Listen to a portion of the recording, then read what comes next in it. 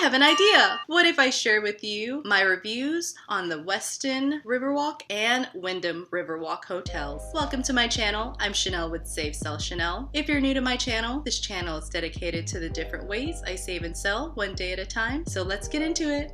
Before I start my review, I do want to mention that I'm not sponsored by anyone at the Westin, the Wyndham, or any travel channel or website. Everything I'm about to say is just my opinion. So there are going to be 5 topics that I'd like to talk about. The first one is going to be food. So at the Wyndham, they do have an area where you can sit down and eat. They also have a bar area that you can sit down and eat. In terms of the sit down and eat area where you can read off of a menu or order off of a menu, it's more of a sit down, nice cozy atmosphere. In terms of the breakfast buffet at the Wyndham, there was so many options. They had a lot of hot items you could choose from eggs, bacon, sausage, pancakes, French toast.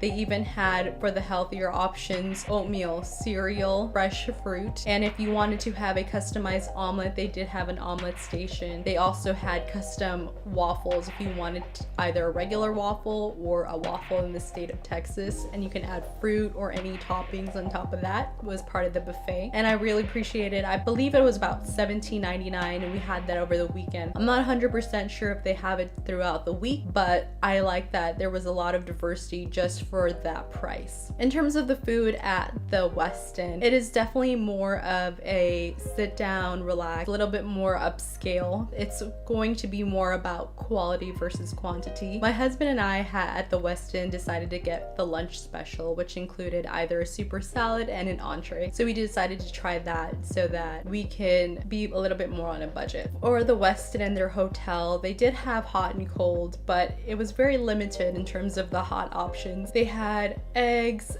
bacon, sausage, and just pretty much 4 hot items. Everything else was going to be more cereal, fruit, bagels. I did appreciate that they have freshly squeezed juice. It had orange juice and I believe some green juice options, so that was a nice touch. In terms of comparing the two, in terms of food options, I feel like the Wyndham is going to give you more bang for your buck, but if you're trying to get a little bit more of a quality and more quaint atmosphere and take advantage of the ambiance along the Riverwalk, the Westin is definitely for you. The next topic I want to talk about is location. So it's really going to depend on what you are trying to do while you're staying in San Antonio. Personally, if you're with a family and you want to not get stuck in traffic, the Wyndham may be for you. It's a good spot a little bit further down the Riverwalk, but not exactly on the Riverwalk where you can just walk outside and you're exactly on there ready to go. It's a little bit further away, so it's not as noisy, not as crowded, and if you're with a family and you want to go to restaurants along the street instead of on the actual Riverwalk,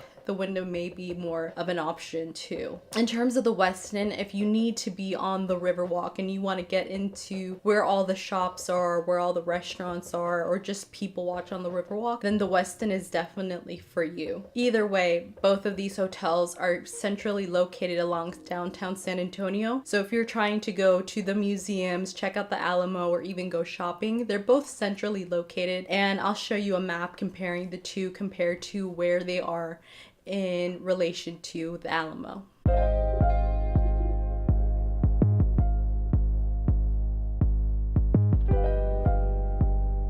In terms of being more family friendly, I feel like it depends on how big of a gathering you're having. If you're going to have like a really big gathering, unless you're having like a banquet hall, or I feel like the Wyndham was a little bit more family friendly. There was a lot more going on or space to just hang out. Even by the bar area, there had families at the Wyndham playing games or just relaxing in that area. Versus the Westin, there was so much traffic, especially people going back and forth trying to get on the Riverwalk, that there's a lot of sitting down and lounging, but there's just so many people there that it could be distracting if you're just hanging out as a family. You immediately want to just go to your room or get out of the hotel. So some of the amenities that they had at the Wyndham included a rooftop pool, which is also similar to the Westin. They also have a 24-hour business center, a gym, a local concierge, free Wi-Fi, and a river taxi if you needed to. So there was a lot of options in terms of of the Wyndham. And in terms of the Westin, they had a gift shop or somewhere you can purchase drinks or cokes. They also had a concierge desk, some amenities to compare. So at the Wyndham, they had the safety deposit box in the room, whereas at the Westin, they were available at the front desk. There's also a spa or a beauty shop, and they also had that coffee shop too on the main floor. So they had a lot of options at the Westin. In terms of Wi-Fi, at the Wyndham it's free, but at the Marriott or at the Westin, you have to be a Marriott Rewards member to get the free Wi-Fi. So that's something to keep in mind, especially if you don't want to join the rewards program or you're here for business, just to keep in mind. In terms of price, for sure the Westin is going to be more of a higher priced per night hotel, and the Wyndham, depending on their availability, can be more affordable. My husband and I purchased the room at the Wyndham on kayak.com and it was reasonably priced. Whereas the Westin, which was gifted to us as a 2-day stay there, it was like a Christmas gift for us. After I looked at the cost of it, it was more expensive than staying at the Wyndham. So if you're trying to have a staycation or a nice stay, the Westin is definitely more of an upscale hotel if you're hanging out and having a good time right on the Riverwalk and you want to have that good experience. But if you're trying to explore and not stay so much in your hotel room, maybe the Wyndham may be for you, so you can go and explore and still have the amenities at a reasonable price. So I'll end the video here. What I want to know from you is, have you stayed in San Antonio, Texas? Is there a hotel that you like here? Leave it in the comments section down below. And if you like this video, hit the like button, hit subscribe, and hit the little bell icon to be notified of all of my future videos. This is going to be the last video of my 5-part staycation series. Definitely check out the different links. I'll link all of the videos in the description box down below. So until next time, I'll see you in my next video.